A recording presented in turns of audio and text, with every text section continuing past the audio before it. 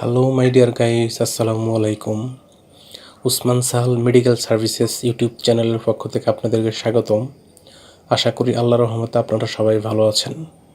বন্ধুগণ, আজকের ভিডিওতে আমি আপনাদের সাথে মেয়েদের বা মহিলাদের মাসিকের সমস্যা দূর করে এমন একটি কার্যকর মেডিসিন নাম, দাম, গ্রুপ বা জেনেরিক নাম, প্রস্তুতকারক কোম্পানির নাম, খাওয়ার নিয়ম এবং এর সাইড এফেক্টস বা পার্শ্ব প্রতিক্রিয়া সম্পর্কে আলোচনা করব।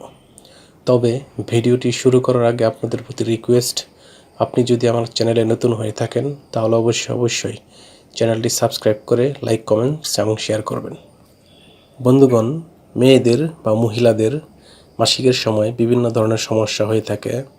মেয়েদের বা মহিলাদের মাসিকের সমস্যা দূর করতে আমরা অনেক সময় ডাক্তারের শরণাপন্ন হই এবং বিশেষজ্ঞ ডাক্তারগণ মহিলাদের এই সমস্যার সমাধানে যে ওষুধটির কথা বলে থাকেন বা পরামর্শপত্রে বা প্রেসক্রিপশনে লিখে থাকেন তার নাম হলো ইথিনর ট্যাবলেট, যেটির মাত্রা 5 মিলিগ্রাম। এটির গ্রুপ বা জেনেরিক নাম হলো নরিথিস্টেরন। এটির উৎপাদনকারী প্রতিষ্ঠানের নাম হচ্ছে এসকে ফার্মাসিউটিক্যালস লিমিটেড।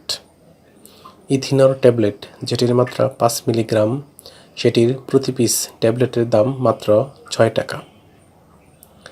এটি খাওয়ার নিয়ম হচ্ছে শিশুদের ক্ষেত্রে এটি প্রযোজ্য নয়, অর্থাৎ শিশুদের জন্য এটি নয় এবং শিশুরা এটি খেতে পারবে না।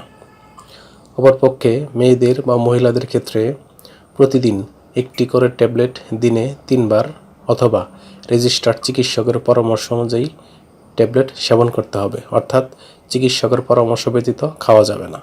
অবশ্যই চিকিৎসকের পরামর্শ নেওয়া বাধ্যতামূলক। এই ওষুধটি খাওয়ার পর সামান্য কিছু সাইড এফেক্টস বা পার্শ্ব প্রতিক্রিয়া দেখা দিতে পারে।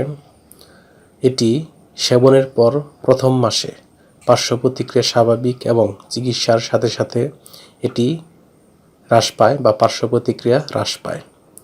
তারপরেও কিছু সাইড এফেক্টস বা পার্শ্ব প্রতিক্রিয়া দেখা যায়, যেমন চোখের দৃষ্টি সমস্যা বা দৃষ্টিশক্তি কমে যাওয়া, পরিপাকতন্ত্রের সমস্যা যেমন বমি বমি ভাব বা বমি হওয়া, মাথা ব্যথা, ইডেমা, স্নায়বিক সমস্যা, শ্বাসকষ্ট, ফুসকুড়ি এবং আর্টিকেরিয়া হতে পারে।